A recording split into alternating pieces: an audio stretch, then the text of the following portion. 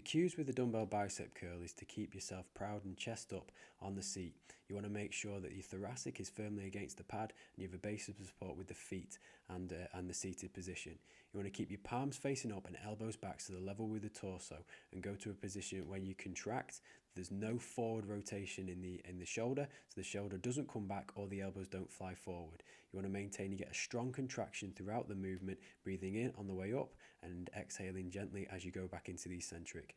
Nothing should move apart from the elbow in this position, and if you get any irritation in the shoulder, you should either bring the bench forward so you're in a more upright position, or you should lower the weight and focus more on the tempo and the contraction. One of the issues of using the bench support is the fact that the elbows can go back during the movement. If the elbows go back, it means the shoulders can rotate forward, which means that as you increase the weight, you increase the chances of getting impingement in the shoulder and using momentum. By going on the reverse of a preacher curl, you can drive the elbows into the pad so they have something to push off against, which is going to give you more stability. This is in essence going to target the bicep more, which is going to make for a more favourable exercise. The goal here is to keep your chest up, drive the elbows back into the seat, and then curl the weight up with no movement anywhere else apart from at the elbow. You want to inhale whilst driving the little finger in towards the shoulder, squeezing at the top, then eccentrically lowering with control. Seated single arm dumbbell preacher curl has an excellent profile and is a very, very good bicep builder. The main cues with this one is to keep your forehead to be in a seated position where your armpit goes right into the top of the pad. You can use the opposing hand for support, driving the elbow into the pad as you're going down into the eccentric and concentric of the movement. The dumbbell allows for a freedom of movement in the wrist, and you want to go from a slightly neutral position at the bottom to a more supinated position where the little finger rotates towards your shoulder at the top.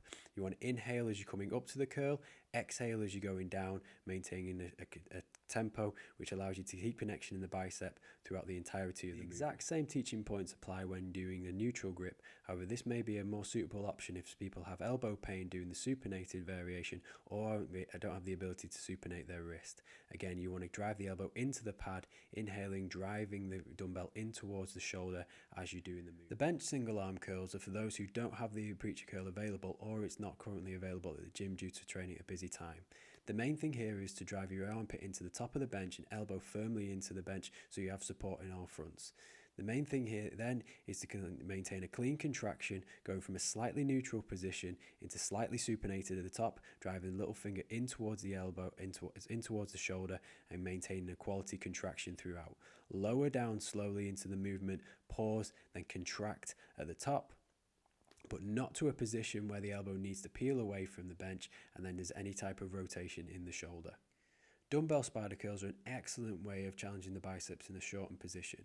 You have the same cues as when doing the EZ bar movement, keeping the sternum into the pad for full support the whole times, and again, if you have any lower back pain, bring the knees forward so the hips are in a more flexed position. With this one, you have more freedom of movement in the hands, so you can get more of a supination as you're coming into the movement. Go from slightly neutral grip, and as you're going in towards the top of the movement, go to a supinated position, driving the little finger in towards the shoulder, getting a good contraction and squeeze whilst doing so. Inhale into the movement, so breathe in as you squeeze, exhale on the way out.